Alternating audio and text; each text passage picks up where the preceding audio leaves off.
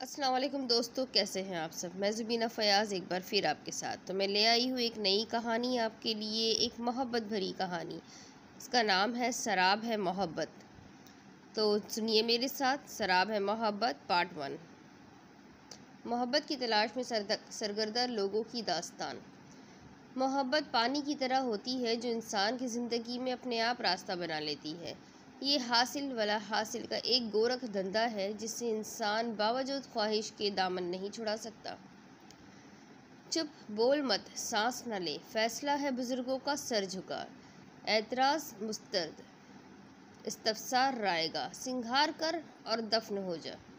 वो बेबसी के आलम में सर झुकाए बैठी थी, बेदर्दी से लब कुचलते हुए आंसुओं को जब्त करने की कोशिश में निढाल हो रही थी।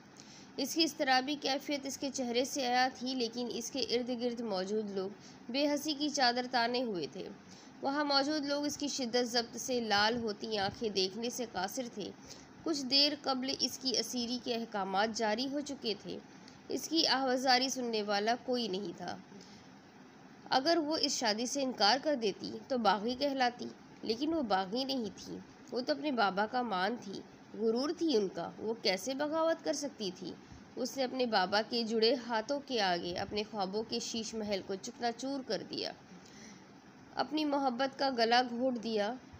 वो अपने बाबा का मान नहीं तोड़ सकती थी। वो एक बेटी थी जिसकी हर ख्वाहिश उसके माँ बाप ने ज़बान पर आने से पहले पूरी की थी। वो ऐसी हज़ार मोहब्बतें अपने माँ बाप पर कुर्बान कर सकती थी। अब इसकी आंखों से आंसू गिर कर इसकी कमीज़ के दामन में जज्ब हो रहे थे।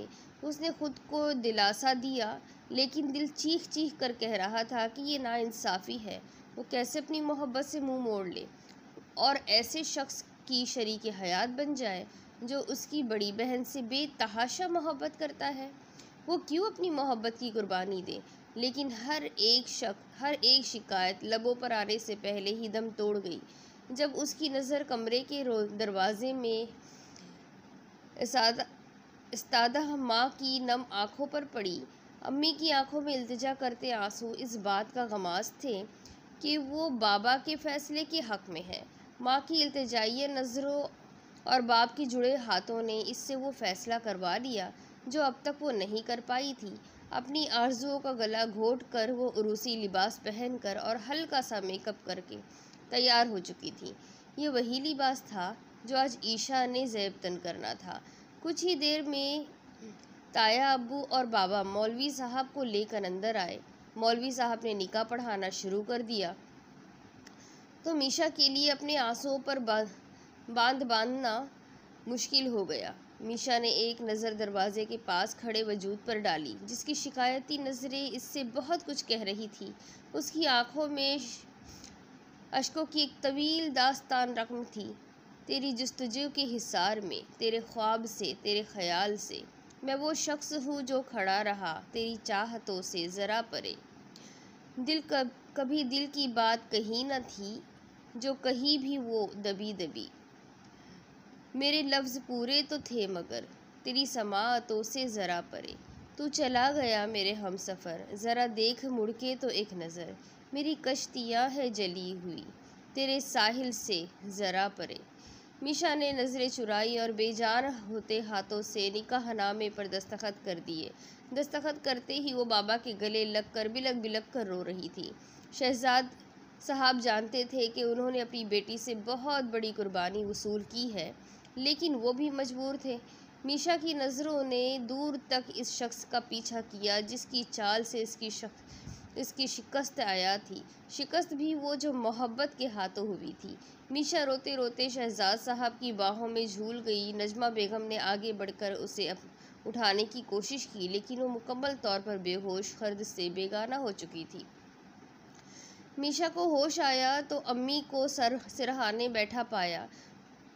वो माँ की गोद में सर रख कर बिलक बिलक कर रो रही थी। माँ भी बेटी के गम से अनजान न थी, लेकिन वो भी हालात के हाथों मजबूर थी। इनकी बड़ी बेटी ने इनकी नेक नामी पर जो कालिक मली थी, इसकी वजह से वो कहीं मुंह दिखाने के लायक ना रहे। बर वक्त ईशा की जगह मीशा की शादी ज़ारून हैदर से होना तय पाई। उन्हें एहसास था कि उन्होंने अपनी बेटी के साथ नाइंसाफ़ी की है, लेकिन ईशा की इस हरकत ने इनके एतमाद को जो ठेसें पहुंचाई थी, इसका खामियाजा मीशा को भुगतना पड़ा था। उन्होंने इसके सर पर हाथ रखकर उसको चुप करवाया और अपने आंसू छुपाती हुई बाहर निकल गई। मीशा ने उठकर कमरे की लाइट बंद कर दी और कमरे की खिड़की में आकर खड़ी हो गई। एक बार फिर उसे अपने आंसुओं पर इख्तियार न रहा। आज की रात वो अपने इस नाकाबिल तलाफी नुकसान पर जी भर कर रो लेना चाहती थी। इसी असना में उसके मोबाइल पर बीप हुई, जिसने इसकी तवज्जो अपनी जानिब खींच ली। आंसू साफ करके आगे बढ़ी तो मोबाइल उठाकर देखा। मैसेज भेजने वाले ने अपने जज्बात की तर्जुमानी कुछ इस अंदाज की थी कि इन अशार ने एक बार फिर इसका गम असर न ताज़ा कर दिया। ये जो तुमने ठान ही ली है, हमारे दिल से निकलोगे तो इतना जान लो प्यारे, समंदर सामने होगा अगर साहिल से निकलोगे। सितारे जिनकी आँखों ने हमें एक साथ देखा था, गवाही देने आएंगे पुराने कागज़ों की बिलकोनी से। बहुत से लफ्ज़ झाँकेंगे, तुम्हें वापस बुलाएंगे, कहीं वादे ख्वाबों की तरह रास्ते में रोकेंगे, तुम्हें दामन से पकड़ेंगे, तुम्हारी जान खाएंगे। छुपाकर किस तरह चेहरा भरी महफिल से निकलोगे, ज़रा फिर सोच लो जाना, निकल तो जाओगे शायद, मगर मुश्किल से निकलोगे। मैं तुम्हें कभी माफ़ नहीं करूँगी ईशा। तुम्हारी बहन होने का जो खराज मुझसे वसूल किया गया है, इसके लिए मैं तुम्हें ज़िंदगी भर माफ़ नहीं करूँगी। तुमने मुझसे मेरी मोहब्बत, मेरे ख्वाब सब छीन लिए। तुम्हारी वजह से आज मैं ज़िंदगी के इस मोड़ पर खड़ी हूँ। तुम्हारी वजह से मुझे अपनी मोहब्बत से आज दूर होना पड़ा है। ईशा, मैं तुम्हें कभी माफ़ नहीं करूँगी। उसने मैसेज एक बार फिर पढ़कर डिलीट कर दिया। अब वो किसी और की बीवी बन चुकी थी। वो अपनी मोहब्बत को जिंदा दरगोर कर चुकी थी। हालात से समझौता करके जो रिश्ता उसने कायम किया था, इसे मुकम्मल ईमानदारी से निभाना था।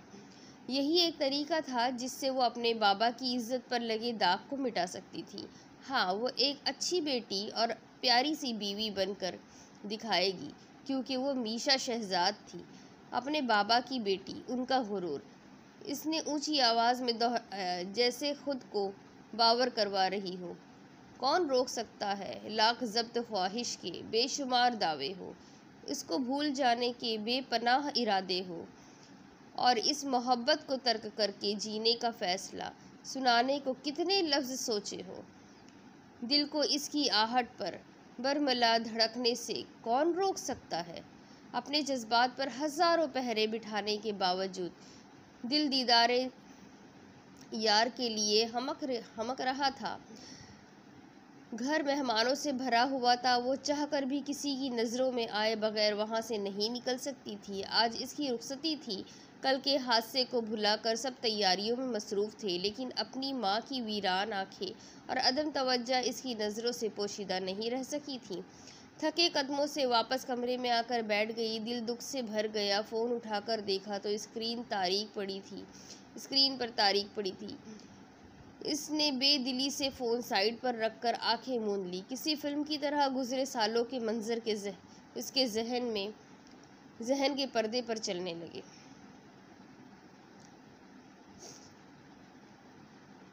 क्या बेचना है ज़ारून? क्यों लाए हो मुझे यहाँ? सरप्राइज़। ज़ारून ने ईशा की आंखों पर से बंधी पट्टी उतारी।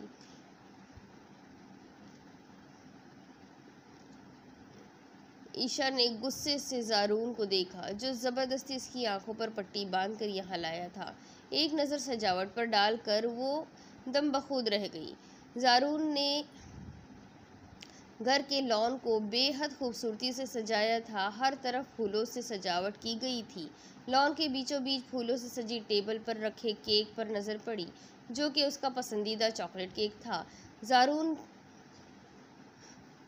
मोहब्बत भरी नज़रों से उसे देख रहा था। ज़ारून की नज़रों में मोहब्बत का एक जहां आबाद था। ईशा उसकी आंखों में मोहब्बत का ठाटे मारता समंदर देखकर भी अनदेखा कर गई और वापस जाने के लिए मुड़ी। अभी उसने कदम बढ़ाए ही थे कि ज़ारून ने आगे बढ़कर इसका रास्ता रोक लिया। ईशा, कहाँ जा रही हो यार? आज तो मूड ठीक कर लो। आज बर्थडे है तुम्हारा और मैं तुम्हारा बर्थडे बहुत स्पेशल बनाना चाहता हूँ। मुझे जाने दो ज़ारून। ताया अब्बू या ताई अम्मी आ जाएंगे, बेफिक्र रहो, उनकी पहरेदारी के लिए फरजान और मीशा है अंदर। ईशा अब की बार खामोशी से रुक गई। ये लो तुम्हारा गिफ्ट। ज़ारून ने एक मखमली केस इसकी जानिब बढ़ाया। ईशा ने लेने के लिए हाथ ना बढ़ाया तो ज़ारून ने उसका हाथ पकड़कर इसके हाथ में थमा दिया। चलो अब खोल कर देखो।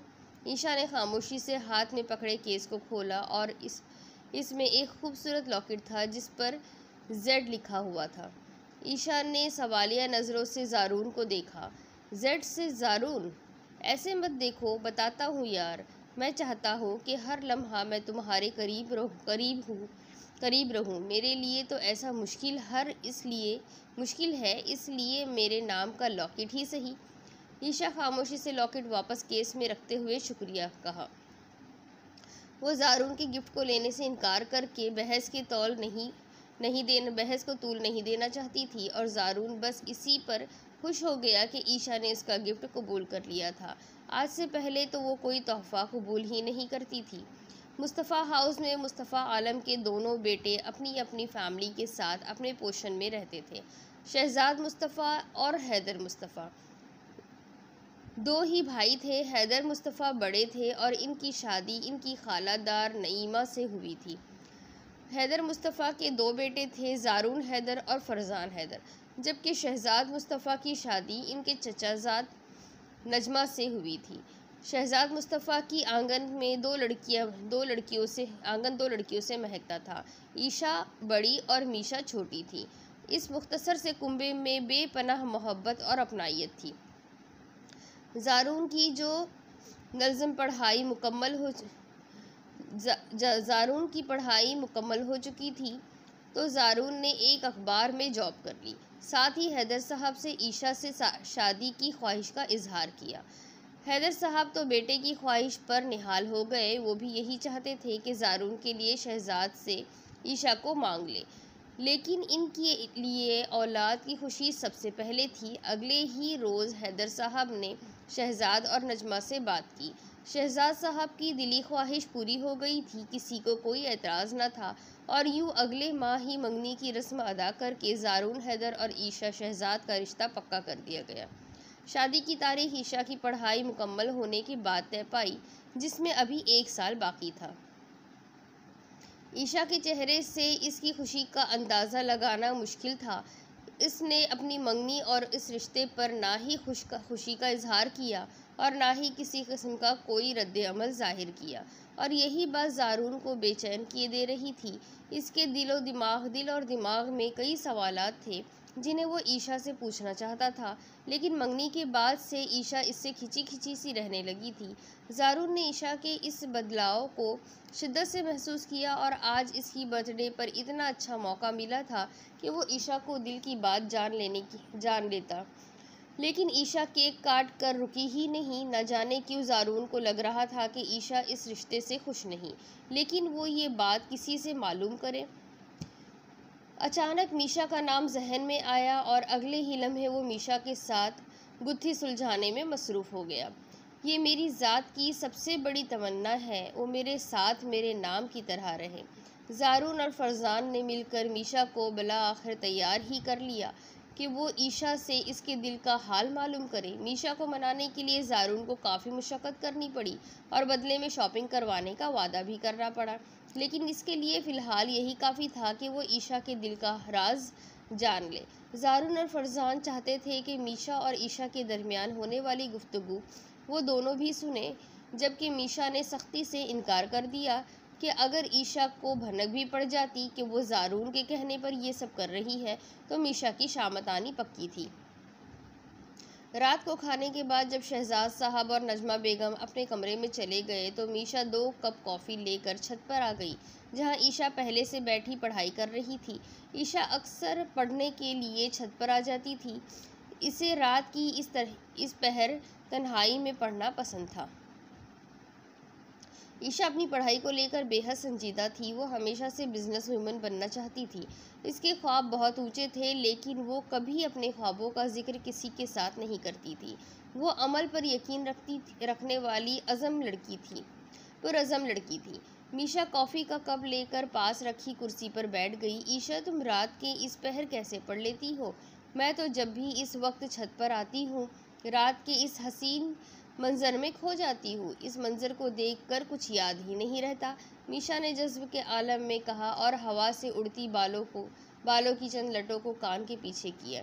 ईशा ने इसकी महवियत देखी तो मुस्कुरा दी, क्योंकि मेरी प्यारी बहन, मैं तुम्हारी तरह अफसानवी दुनिया में नहीं रहती। तुम्हारा तो ये डाइजेस्ट पढ़ पढ़कर दिमाग ख़राब हो गया है।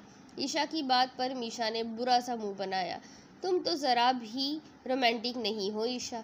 ईशा इसकी बात पर हौले से हंसने लगी। हाँ, क्योंकि मैं जज्बाती नहीं हूँ, मैं हकीकत पसंद हूँ और हकीकत पर यकीन रखती हूँ। ये प्यार, मोहब्बत, रोमांस, ये सब कुछ मेरी समझ से बाहर है और इसका हकीकी ज़िंदगी से कोई भी ताल्लुक़ नहीं होता। आज हमारे यहाँ किसकी ज़िंदगी में है ये सब? प्यार, मोहब्बत, आशिकी, माशुकी, ये सब कहानियों, फिल्मों, ड्रामों में अच्छा लगता है। हकीकी ज़िंदगी में इसका कोई वजूद नहीं है। ईशा ने अपने ख्यालात का इजहार किया, जबकि मीशा हैरत से उसे तकने लगी। तो मैं ये समझूं कि तुम ज़ारून भाई से मोहब्बत नहीं करती? मीशा के अचानक सवाल करने पर ईशा लम्हा भर के लिए गड़बड़ा गई, लेकिन फ़ौरन ही खुद को संभाल कर गोया हुई। अभी मैंने तुम्हें बताया है कि प्यार, मोहब्बत, हकीकी ज़िंदगी से इनका कोई ताल्लुक़ नहीं। हमारा रिश्ता हमारे वालिदैन ने तय किया है और मेरे लिए ये काफ़ी है। ईशा जवाब देकर अपने काम में मगन हो गई। मीशा ने बगौर इसके चेहरे का जायज़ा लिया, लेकिन इसके चेहरे से कुछ अखज़ ना कर पाई। अच्छा, तो तुम्हें ज़ारून भाई कैसे लगते हैं? मीशा के इस सवाल पर ईशा ने उसे घूरा। अरे ऐसे क्या देख रही हो? एक आम सा सवाल ही पूछा है, जो अक्सर लड़कियों से पूछा जाता है कि भाई आपको आपका होने वाला शौहर कैसा लगता है? मीशा ने शौक लहजा अपनाते हुए कहा। ईशा की खामोशी पर मीशा ने अपना सवाल दोहराया। हाँ, ठीक लगता है। इस कदर मुख्तसर जवाब पर मीशा को आग लग गई। ईशा, लड़कियाँ कितना खुश होती हैं कि अगर इनसे पूछा जाए कि इनका होने वाला शौहर कैसा लगता है, कौन सी आदतें जो अच्छी लगती हैं, कौन सी आदतें जो अच्छी नहीं लगती। और एक तुम हो जिसके चेहरे पर ना कोई हया का रंग है, ना मोहब्बत का। मीशा ने तिलमिलाते हुए अपनी भड़ास निकाली। मीशा की बात पर ईशा हंसने लगी। वैसे ये तो बताओ कि ये आज किसके कहने पर मेरा इंटरव्यू लिया जा रहा है? मीशा गड़बड़ा गई। नहीं तो किसी के भी नहीं, बस वैसे ही सोचा, बहनें ही बहनों की राजदार होती है। तुम तो मुझे खुद कुछ बताती नहीं हो, तो मैं खुद ही पूछ लेती हूँ। ईशा ने अब के अपनी नोटबुक बंद कर दी। दरअसल मीशा भी इन लड़कियों में से नहीं हूँ। मैं इन लड़कियों में से नहीं हूँ जिनकी ज़िंदगी का कोई मकसद नहीं होता। मैं बामकसद ज़िंदगी गुजारना चाहती हूँ। मैं कुछ बनना चाहती हूँ। मैं अपनी खुद की एक पहचान बनाना चाहती हूँ। अपने मुस्तकबिल को लेकर मैंने कई ख्वाब देखे हैं, जिनमें शादी भी है, लेकिन शादी अभी मेरी तरजीहात में से नहीं है। जहाँ तक बात है ज़ारून की, वो मेरा फर्स्ट कज़िन है। हम बचपन से साथ रहे हैं और एक बेहद नरम दिल का मालिक और ख्याल रखने वाला बिलाशुबा एक बेहतरीन इंसान है। लेकिन इसके साथ वो बेहद जज्बाती भी है। मेरी और इसकी शख्सियत में कोई मुमासलत नहीं है। हम दो मुख्तलिफ लोग हैं जिन्हें कुदरत ने एक रिश्ते में बांधा है। वो बिल्कुल तुम्हारी तरह प्यार, मोहब्बत के अफसानवी दुनिया में रहने वाला है और मैं हकीकत पसंद लड़की हूँ। आखिरी बात पर वो मुस्कुरा दी। मीशा ने इसकी बात पर इस बात में सर हिलाया। दोनों काम ख़त्म करके अपने अपने कमरे की जानिब बढ़ गई। मीशा की सारी रात ईशा की बातों को सोचते हुए गुजर गई। वो ईशा की शख्सियत से काफ़ी हद तक मुतासिर थी। मोहब्बत के बारे में मीशा के अपने ही ख्यालात थे। वो मोहब्बत पर दिल की गहराइयों से यकीन रखती थी।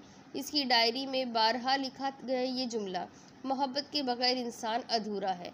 इसकी तकमील गर मुमकिन है तो फ़कत मोहब्बत से।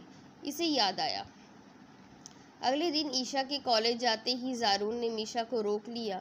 उसकी बेताबी पर मीशा को बेइख्तियार हंसी आ गई। ज़ारून भाई, पहले शॉपिंग ना हो जाए? मीशा ने ज़ारून को छेड़ा। तुम बता रही हो या नहीं? ज़ारून ने इसके बाल खींचे। अच्छा अच्छा, बताती हूँ।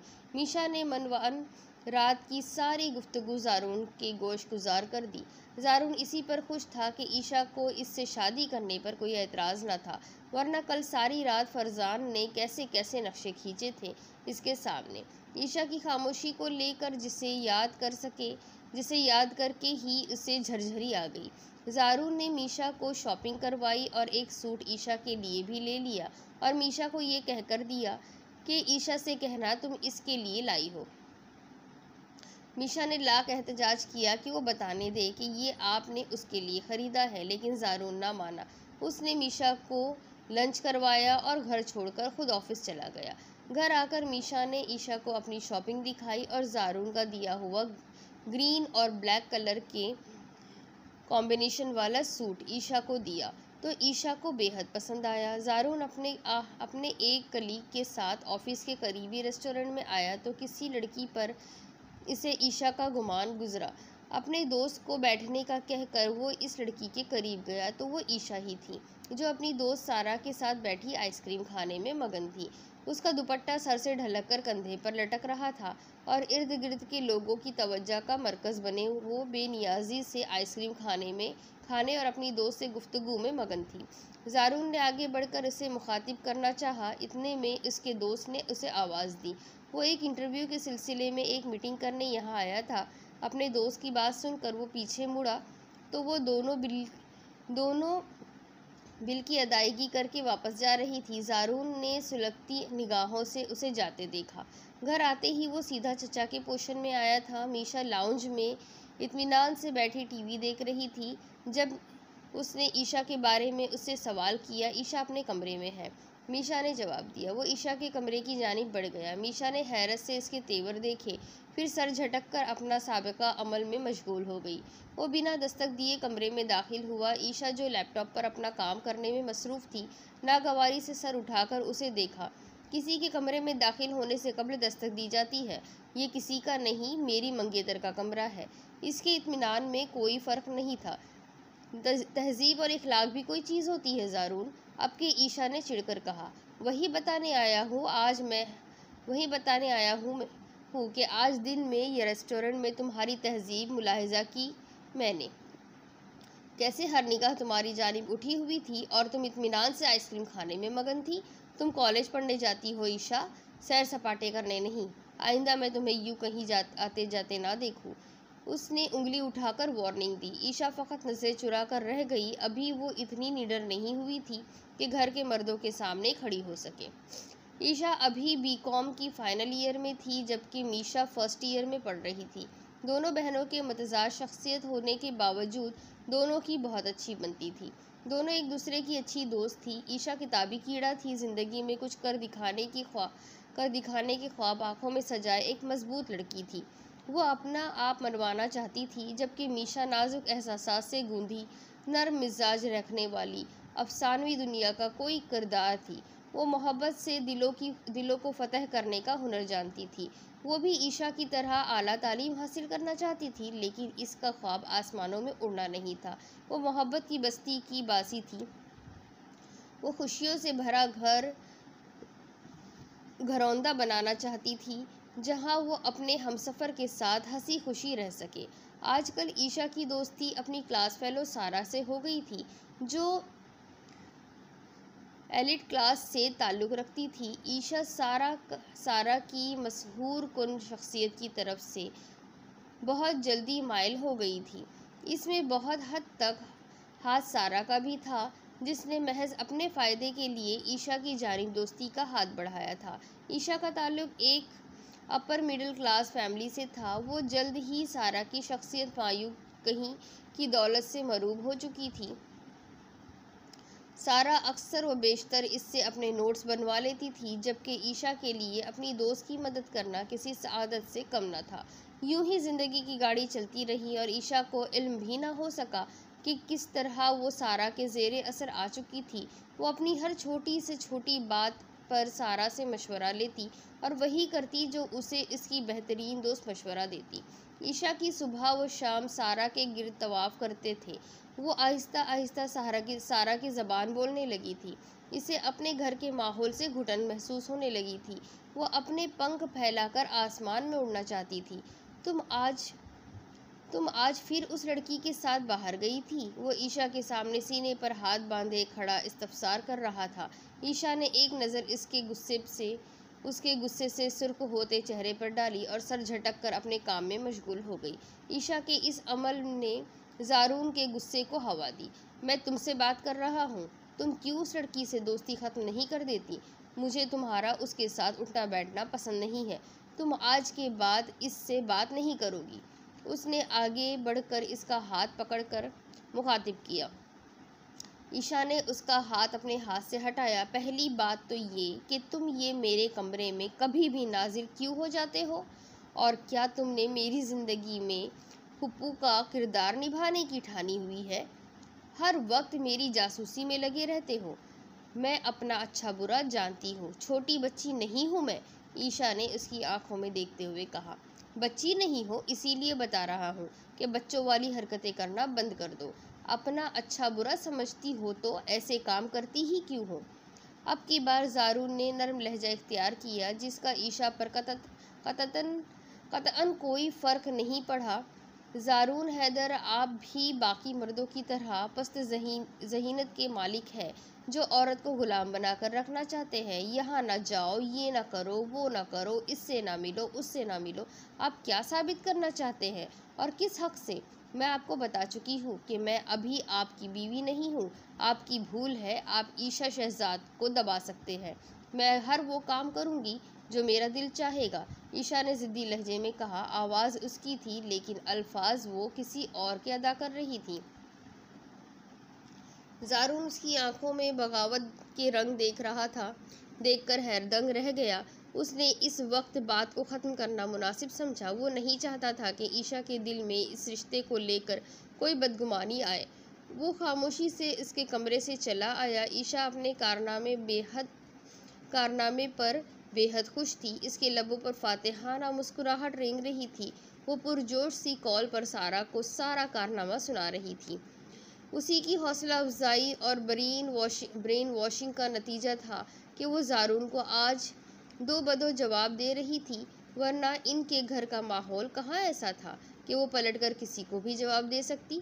और सारा के लबों पर इस वक्त बड़ी शातिराना सी मुस्कुराहट थी। सारा उसे बात करके वो सरशार सी बेड से टेक लगाए आंखें मूंदे बैठी थी। एक लम्हे के लिए ख्याल आया कि अगर ज़ारून सारी बात अम्मी अब्बू को बता दे तो इसकी अच्छी खासी शामत आ जाएगी। लेकिन दिल के किसी कोने में ये इत्मीनान भी था कि ज़ारून ऐसा नहीं करेगा, और ज़ारून की यही खामोशी इसे मज़ीद शह दे रही थी। ज़ारून गुस्से में यहाँ से वहाँ टहल रहा था। जब फरजान नहा कर निकला तो तौलिए से बाल खुश्क करते हुए ज़ारून को यूँ परेड करते देखा तो हैरत से पूछा, भाई खैरियत है? नहीं, मेरा ही दिमाग ख़राब है जो इसकी फ़िक्र करता हूँ, और इसका कहना है कि वो अपनी फ़िक्र खुद कर सकती है, अपना ख्याल रख सकती है। फरजान ने हैरत से अपने जज्बाती भाई को देखा।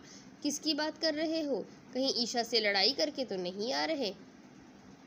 फरजान की बात पर ज़ारून ने इस बात में सर हिलाया। यार, उसकी वो दोस्त मुझे एक आंख नहीं भाती। ईशा बहुत बदल गई है जब से उसके साथ रहने लगी है। हाँ, ये तो मीशा और मैंने भी देखा है। घर पर भी हर वक्त वो उसके साथ ही लगी रहती है, कभी कॉल पर या मैसेजेस पर। हमें किसी को इतना भी सर पर सवार नहीं करना चाहिए। भाई, मेरी मानो तो रुखसती करवा लो भाभी की। तुम्हारे सारे मसले का बस यही एक हल है। मेरे पास तुमने कौन सा इसकी पढ़ाई पर पाबंदी लगा देनी है? जहाँ 2 साल बाद शादी होनी है वहाँ अभी कर लो। कम से कम तुम दोनों की ये लड़ाइयाँ तो किसी अंजाम को पहुँचेगी। ज़ारून को फरजान की बात पसंद आई तो वो तो कब से तैयार बैठा था। उसने फैसला कर लिया कि वो कल ही बाबा से बात करेगा कि वो चचा से बात करे। बस एक पोर्शन से दूसरे पोर्शन में ही रोजाना था। ये सोचकर वो मुतमईन सा हो गया। ज़ारून की तबीयत में जज्बातियत का असर नुमाया था। वो जज्बात में आकर कोई फैसला कर लेता तो उस पर डट जाता था। लम्हे भर के लिए गुस्सा इस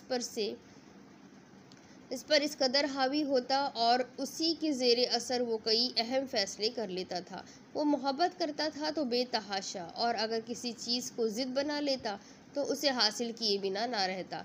इसकी ज़िद इसका जुनून था। इसकी ये आदत मस्बत नताइज भी थी और बाज़ औक़ात इसे मनफी नताइज का सामना भी करना पड़ता था। आज कॉलेज में वो सारा के साथ एक बार फिर अपने कल के कारनामे पर तबसरा कर रही थी। सारा ने इसके अमल को बेहद सराहा। बहुत अच्छा किया तुमने, मुंह तोड़ जवाब देकर। ऐसे मर्दों के साथ ऐसा ही करना चाहिए जो औरतों को पैरों की जूती समझते हैं। अभी तो तुम्हारी शादी भी नहीं हुई उसके साथ और अभी से पाबंदियां लगा रहा है। शादी के बाद तो शायद तुम्हें घर में ही कैद कर देगा। सारा ने मुतसफ़ाना लहजे में कहा। ईशा इसकी हमदर्दाना लहजे पर बिछी जा रही थी। ऐसे ही कैदी बना लेगा। मैं कोई अनपढ़ जाहिल लड़की हूँ जिसको अपने हुकूक का ही इल्म नहीं। मैंने इसे अभी से इसीलिए बावर करवा दिया है कि इसका ये रौब मुझ पर नहीं चलेगा। मैं ईशा शहजाद हूँ। मेरी ज़िंदगी पर सिर्फ मेरा हक है। मैं उन लड़कियों में से हरगिज़ नहीं जो घुट घुट कर ज़िंदगी गुजार देती है, ज़बान से उफ तक नहीं करती और बिला आखिर मर जाती है। ऐसे लोगों की कोई कदर नहीं करता।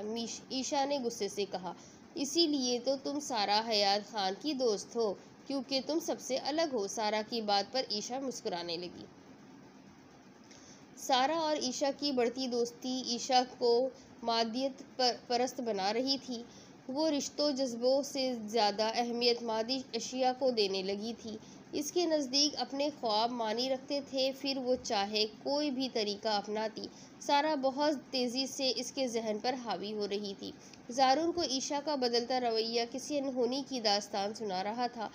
इसने ईशा और मीशा को कॉलेज ले जाने की जिम्मेदारी मुकम्मल तौर पर अपने कंधों पर ले ली थी। वो नहीं चाहता था कि ईशा फिर चचा जान से खुद आने का कहकर सारा के साथ सैर सपाटे पर निकल जाया करे और ईशा को समझाना जो इस शेर लाने के मुतरादिफ था। सुनो मीशा, एक कप अच्छी सी कॉफ़ी तो पिला दो। ज़ारून ने मीशा को किचन में सालन भूनते हुए देखकर कहा। मीशा, एक कप मेरे लिए भी प्लीज़। लाउंज में फरजान ने आवाज़ लगाई। मीशा सालन की आंच हल्की करके कॉफ़ी बनाने लगी।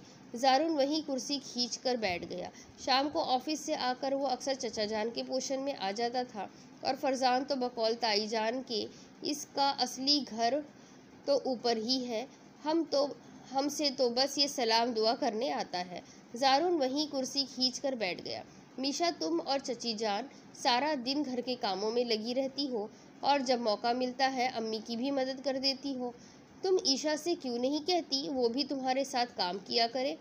इस तरह काम बढ़ जाएगा और तुम पर बोझ भी नहीं रहेगा। ज़ारून की बात पर कॉफ़ी फेंटती मीशा का हाथ लम्हे भर के लिए रुका और अगले ही पल वो मुस्कुराने लगी। ज़ारून भाई, आप जानते तो है ईशा को उसे घर के कामों से कोई दिलचस्पी नहीं। धूल मिट्टी से इसे वैसे ही एलर्जी है, फिर भी थोड़ा बहुत हाथ तो बटा ही देती है। असल में मेरे भाई को अपने मुस्तकबिल की फ़िक्र है, कहीं बीवी की खिदमत में खुद खाना पकाने की पेशकश ना पड़े। फरजान जो अब उठकर किचन में आ चुका था और कॉफ़ी का कप लिए चस्किया ले रहा था, ज़ारून की बात का जवाब दिया। ज़ारून फरजान की बात पर सिर्फ सर खुजाकर रह गया। मीशा, तुमसे ईशा ने कोई बात की उस दिन के बाद? ज़ारून ने भाप उड़ाती कॉफ़ी का सिप लिया। नहीं, कोई ख़ास बात तो नहीं हुई, लेकिन अम्मी ने शादी की बात की थी उससे, तो वो कह रही थी कि वो अभी शादी के लिए तैयार नहीं है, इसे मज़ीद वक्त चाहिए। ज़ारून मीशा की बात खामोशी से सुन रहा था और गहरी पुरसोच निगाहें कॉफ़ी के मग पर जमी हुई थी। ईशा, कहाँ हो तुम? ज़ारून ईशा को ढूंढता हुआ इसके कमरे में आया तो वो फ़ोन पर किसी से बात कर रही थी। ज़ारून को आता देखकर फ़ोन काट दिया। ईशा के चेहरे पर छाई नागवारी ज़ारून की नज़रों से छुपी ना रह सकी और शायद वो छुपाना भी नहीं चाहती थी। तुमसे कितनी बार कहा है ज़ारून हैदर, मेरे कमरे में आने से कब्ल दस्तक दिया करो। ये तकल्लुफ़ात तो अजनबियों में होते हैं, मैं तो तुम्हारा मंगेतर हूँ। ज़ारून ने बुरा माने जवाब दिया। जाने क्यों वो ईशा की हर बात नज़रअंदाज कर जाता था। शायद बर्दाश्त मोहब्बत अता करती हैं। इसकी आगे की स्टोरी मैं आपको अगली किस्त में सुनाती हूँ। क्या होगा, क्या ज़ारून और ईशा की शादी होगी या मीशा की शादी ज़ारून से हो जाएगी? ईशा ने ऐसा क्या किया जिसकी वजह से मीशा को उससे शादी करनी पड़ी? ये सारा कुछ जानने के लिए मेरे साथ बने रहिए। अगली किस्त में फिर मिलते हैं। अल्लाह हाफिज़।